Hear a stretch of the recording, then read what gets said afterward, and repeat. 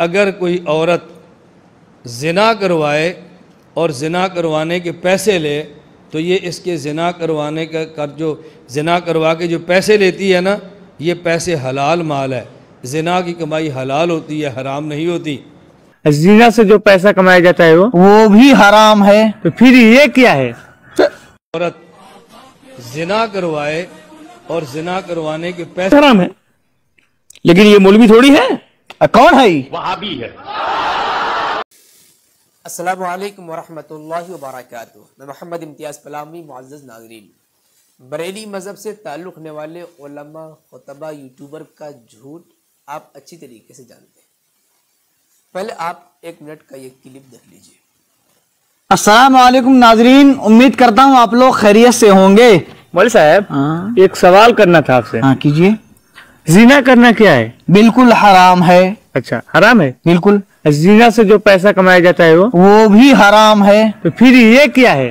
عورت زنا کروائے اور زنا کروانے کے پیسے لے تو یہ اس کے زنا کروانے کا جو زنا کروا کے جو پیسے لیتی ہے نا، یہ پیسے حلال مال ہے۔ زنا کی کمائی حلال ہوتی ہے، حرام نہیں ہوتی۔ اللہ استغفر اللہ۔ احمد بھائی جی آپ ہی بتائیے کچھ اس پہ۔ ارے بھائی زنا کرنا حرام ہے بھائی، قرآن عظیم میں اللہ نے پیغام دیا ہے وَلَا تَقْرَبُوا الزِّنَا، زنا کے قریب مت جاؤ، لہذا زنا کرنا حرام ہے، اور زنا کاری سے جو پیسے آئے نفع ہو وہ بھی حرام ہے، لیکن یہ مولوی تھوڑی ہے، کون ہے؟ وہابی ہے۔ یہ بیچارے اپنا چینل چلانے کے لیے، ویڈیوز وائرل کرانے کے لیے اس طرح سے جھوٹ بولتے ہیں کہ جھوٹ کو بھی شرم آتی ہوگی۔ متکلم اسلام حضرت مولانا محمد الیاس گھمن دامت برکاتہ العالیہ کے ویڈیو کا ایک کلپ جو کہ غیر مقلدین کا اعتراض تھا، مولانا اپنی زبان سے اسے نقل فرما رہے تھے، اسے کاٹ کر کے لگا دیا اور مستقل ایک ویڈیو بنا دی، جس سے یہ ثابت ہو رہا ہے کہ نعوذ باللہ من ذالک متکلم اسلام مولانا الیاس گھمن صاحب دامت برکاتہ العالیہ یہ فرما رہے ہوں کہ زنا کی کمائی حلال ہے، حالانکہ سراسر غلط ہے۔ فتاوی شامی کی کچھ عبارتیں ایسی تھیں جن عبارتوں سے معلوم ہو رہا تھا بظاہر کہ زنا کی کمائی حلال ہے، حالانکہ بالاتفاق حرام ہے، لیکن بظاہر ایسا معلوم ہو رہا تھا۔ اور یہ اشکال، یہ اعتراض فقہ حنفی پر غیر مقلدین نام نہاد انگریزی رجسٹرڈ اہل حدیثوں کی طرف سے کیا جاتا ہے فتاوی شامی کو لے کر فقہ حنفی پر۔ بریلویوں کا بھی دعویٰ ہے کہ وہ فقہ حنفی پر عمل کرنے والے ہیں۔ ہم اہل سنت و جماعت علماء دیوبند بھی حنفی ہیں، پکے حنفی ہیں، ہم بھی امام ابو حنیفہ رحمۃ اللہ علیہ کی فقہ کو مانتے ہیں۔ تو اس اعتراض کا جواب متکلم اسلام مولانا الیاس گھمن صاحب دامت برکاتہ العالیہ اپنے تفصیلی ویڈیو میں دے رہے تھے غیر مقلدین انگریزی رجسٹرڈ اہل حدیثوں کو، اور ان انگریزی رجسٹرڈ اہل حدیثوں کا اعتراض اپنی زبان میں نقل فرما رہے تھے، لیکن ان دھوکے باز بریلویوں نے مولانا کی عبارت کا چھوٹا سا حصہ کاٹ کر کے اب ایک مستقل ویڈیو بنا دیا۔ سب سے پہلے ہم آپ کو دکھانا چاہتے ہیں کہ الحمدللہ فقہ حنفی کے ماننے والے احناف کے سچے ترجمان علماء دیوبند کا فتویٰ یہ ہے کہ زنا کے ذریعے کمائی کی جانے والی کمائی، مال دولت سب کے سب حرام ہے۔ یہ پہلے دیکھ لیجیے آپ، دارالعلوم دیوبند کا آن لائن فتویٰ ہے۔ میرا سوال یہ ہے کہ فقہ حنفی کی کتابوں میں زنا کی کمائی جائز لکھا ہے، رد المحتار حاشیہ ابن شامی، یعنی کہ ان کے ذہن میں بھی کسی نے یہ بات بیٹھا دی ہے کہ فتاوی شامی میں، رد المحتار ہی فتاوی شامی ہے، کہ فتاوی شامی میں لکھا ہے کہ زنا کی کمائی حلال ہے۔ میں نے پہلے بھی کہا کہ اس میں زنا کی کمائی کو حلال لکھا نہیں ہے، لیکن ان کی ظاہری عبارت سے ایسا کسی کو دھوکا ہوا ہے اور ان تک یہ بات پہنچی، تو وہی سوال انہوں نے بھی کر دیا۔ تو جواب دیا گیا فتویٰ، زنا کی کمائی شریعت میں خبیث اور ناجائز ہے، جائز نہیں ہے۔ اب رہی بات کی فقہ حنفی کی کتاب میں لکھا ہے، فقہ حنفی کی کتابوں میں کہاں جائز لکھا ہے، مکمل حوالہ نقل کیجئے، یعنی کہیں بھی جائز لکھا نہیں ہے۔ یہ تو ہو گیا زنا کی کمائی حلال ہے یا حرام ہے، اس کا جواب۔ متکلم اسلام مولانا محمد الیاس گھمد دامت برکاتہ العالیہ کی جس عبارت کو لے کر کے ان جاہل دھوکے باز بریلویوں نے مستقل ویڈیو بنا کر کے عوام کو گمراہ کرنے کی ناپاک و ناکام کوشش کی ہے، میں چاہتا ہوں کہ آپ مکمل ویڈیو مولانا الیاس گھمد صاحب دامت برکاتہ العالیہ کا ملاحظہ فرما لیجئے، دیکھ لیجئے، اور خاص طور سے اس عبارت کو سنیے گا کہ مولانا الیاس گھمد صاحب دامت برکاتہ العالیہ زنا کی کمائی کو حلال بتا رہے ہیں یا غیر مقلدین انگریزی رجسٹرڈ اہل حدیثوں کا جو اعتراض تھا ان کے اعتراضوں کا جواب دے رہے ہیں۔ آپ متکلم اسلام کا مکمل ویڈیو ملاحظہ فرمائیں۔ اس ویڈیو کو مکمل دیکھنے کے بعد اپنا تبصرہ، اپنی رائے کمنٹ باکس میں ضرور لکھیں، ویڈیو کو لائک بھی کریں اور خوب شیئر کریں تاکہ ان دھوکے بازوں کی دھوکے بازی سے دنیا واقف ہو سکے اور ایسے دھوکے بازوں سے، مکاروں سے اپنے آپ کو بچا سکے۔ شکریہ، جزاک اللہ۔ السلام علیکم ورحمۃ اللہ وبرکاتہ۔ کہتے ہیں رد المحتار فتاوی شامیہ مسئلہ ہے، ما اخذتہ الزانیۃ ان کان بعقد الاجارۃ فحلال عند ابی حنیفہ رحمہ اللہ تعالی۔ غیر مقلد اس کا ترجمہ کرتے ہیں کہ اگر کوئی عورت زنا کروائے اور زنا کروانے کے پیسے لے تو یہ اس کے زنا کروانے کا جو زنا کروا کے جو پیسے لیتی ہے نا، یہ پیسے حلال مال ہے، زنا کی کمائی حلال ہوتی ہے، حرام نہیں ہوتی۔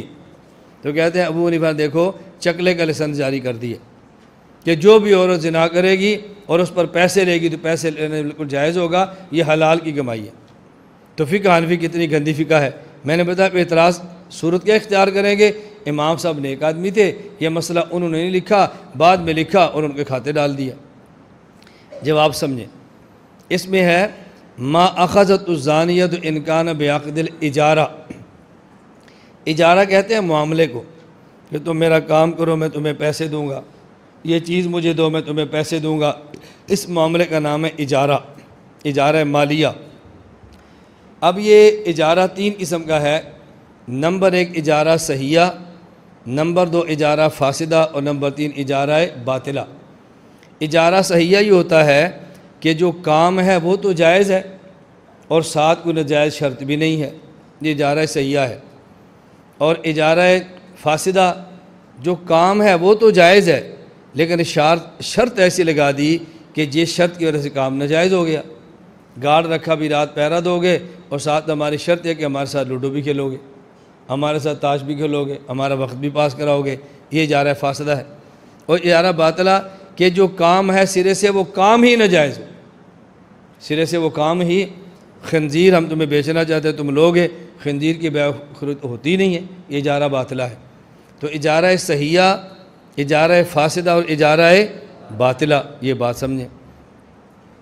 اب یہاں دو مسئلے ہیں کہ عورت نے زنا کیا اور اس پر پیسے لیے، یہ پیسے حرام ہیں یا حلال۔ نمبر 2 زنا پر اس عورت کو حد لگے گی یا نہیں لگے گی، یہ الگ مسئلہ ہے۔ ہم اس کو جائز بھی نہیں کہتے، حرام سمجھتے ہیں، اور حد کے بھی قائل ہیں، حد کا انکار بھی نہیں کرتے۔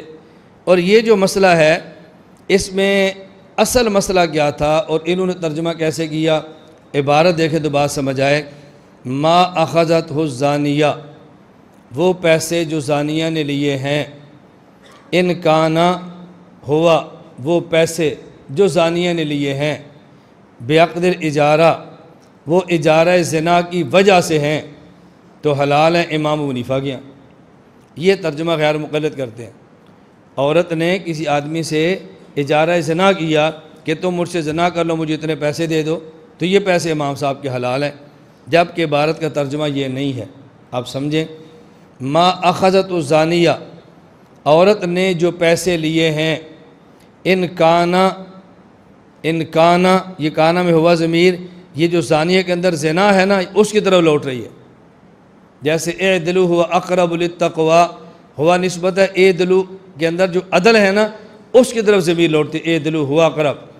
ان کانا، یہ جو زنا ہے، بعقد الاجارہ، یہ بات سببیت کے لیے نہیں، یہ بات تلبس کے لیے ہے۔ کیا مطلب؟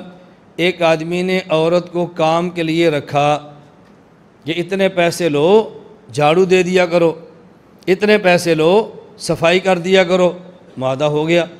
جب بات طے ہو گئی اس کے بعد کہا کہ ہماری ایک شرط ہے کہ میں تم سے بدکاری بھی زنا بھی کروں گا۔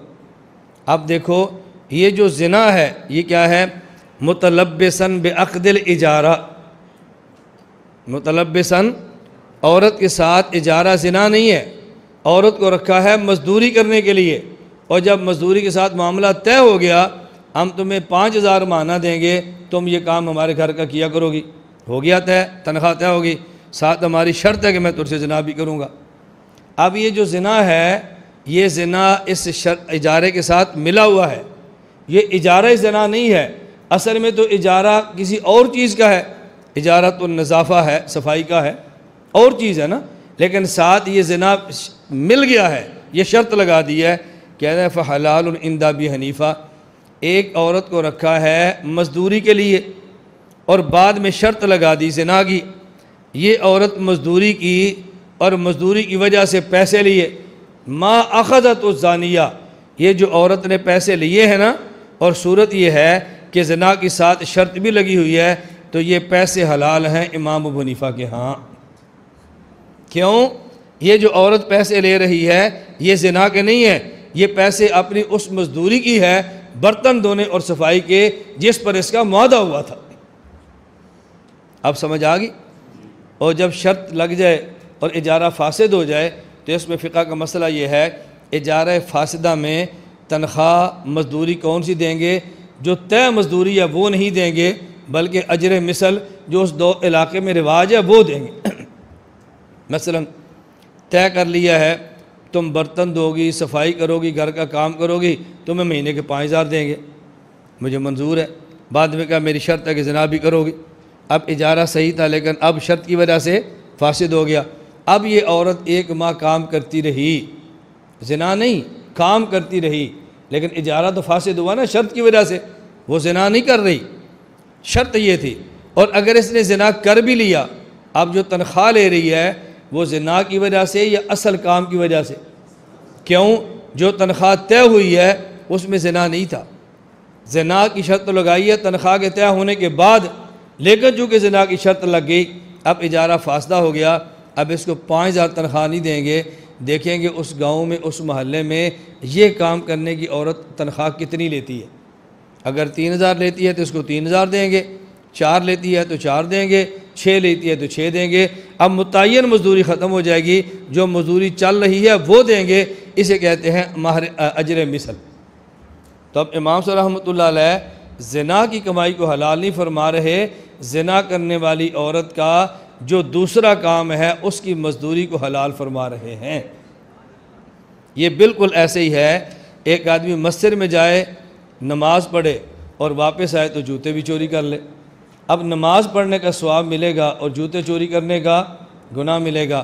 آئے دورہ تحقیق المسائل کرنے کے لیے اور نظریں موبائل پر بھی رکھے، اب تحقیق المسائل کرنے کا ثواب ملتا رہے گا اور گندے گندے موبائل چوری کرنے کا گناہ بھی ملتا رہے گا، دونوں کام اس کے چل رہے ہیں۔ یہ آیا تھا جنت کے لیے اور ساتھ اس نے جہنم کا بھی راستہ کھول دیا ہے، اللہ مجھے خالص جنت نہیں چاہیے، پہلے مجھے جہنم بھیج، میں نے عذاب لینا ہے اور اس کے بعد میں نے جنت میں جانا ہے، پہلے میں نے شیطان والا کام کرنا ہے، اللہ پھر میں رحمان کا مہمان بنوں گا، مہمان رحمان کا ہو اور کام شیطان کا ہو تو میزبان بھی کہتا ہے او گدھے تجھے حیا کرنی چاہیے تھی، ہمارا ہی خیال کر لیتا، کوئی ہمارا ہی خیال کر لیتا، یہ تو کیا کر رہا ہے؟ تو جیسے مسجد میں آدمی گیا، نماز بھی پڑھی اور چوری بھی کی، اب بتاؤ نماز کا ثواب ملے گا اور چوری کا گناہ ملے گا۔ اس عورت نے کام کی تنخواہ لی ہے، ساتھ زنا کیا ہے تو زنا کا گناہ ملے گا اور اپنی مزدوری پر جو تنخواہ ہے اس کے لیے حلال ہو جائے گی۔ اور اس میں بس اوقات صرف شبہ پڑ جاتا ہے حضرات صاحبین کی وجہ سے کہ صاحبین فرماتے ہیں کہ یہ حرام ہے، وہی جب امام صاحب کہتے ہیں حلال ہے تو صاحبین کہتے ہیں کیوں حرام ہے، وجہ کیا ہے؟ اس کی وجہ بڑی صاف لکھی ہے، وَإِن كَانَ بِغَيْرِ عَقْدٍ فَحَرَامٌ اتِّفَاقًا لِأَنَّ أَخَذَتْهُ بِغَيْرِ حَقٍ، یعنی صاحبین کا موقف یہ ہے کہ اگر اس کو اجارے کا حصہ بنا لیا اب مال حرام ہو گیا، امام صاحب فرماتے ہیں اجارے کا حصہ نہیں اس لیے حلال ہو گیا، اس کا معنی کہ نزاع لفظی یا نزاع حقیقی نہیں، اگر اس کو اجارے کا حصہ مان لیں گے تو امام صاحب بھی حرام کہیں گے، اجارے کا حصہ نہیں مانیں گے تو امام صاحب بھی حلال فرمائیں گے، تو یہ نزاع لفظی ہے، نزاع حقیقی نہیں ہے۔ ہم کہتے ہیں احناف پر اعتراض کرنے والوں کو سوچنا چاہیے، احناف کا موقف یہ الہدایہ میں ولا یجوز الاستئجار علی الغناء والنوح وقضا سائر الملاہی لأنه استئجار علی المعصیہ والمعصیۃ لا تستحق بالعقد۔ ہمارا موقف یہ ہے کہ کسی عورت کو صرف گانے کے لیے رکھنا یہ بھی جائز نہیں ہے۔ کسی عورت کو آدمی فوت ہو گیا اور نوحہ کے لیے رکھنا کہ میت پر تو نوحے کا ہے، ہم تجھے پیسے دیں گے، یہ بھی جائز نہیں ہے۔ تو جن حضرات کے ہاں نوحے کر پیسہ لینا جائز نہیں ہے، جن حضرات کے ہاں گانے کے لیے اجرت لینا جائز نہیں ہے، ان کے ہاں زنا پر اجرت لینے کی گنجائش کیسی ہوگی؟ ہم ان باتوں کے قائل نہیں اور تم کہتے ہو جی احناف زنا پر پیسے لینے کے قائل ہیں۔ اللہ تعالی ہم سب کو بات سمجھنے کی توفیق عطا فرمائے۔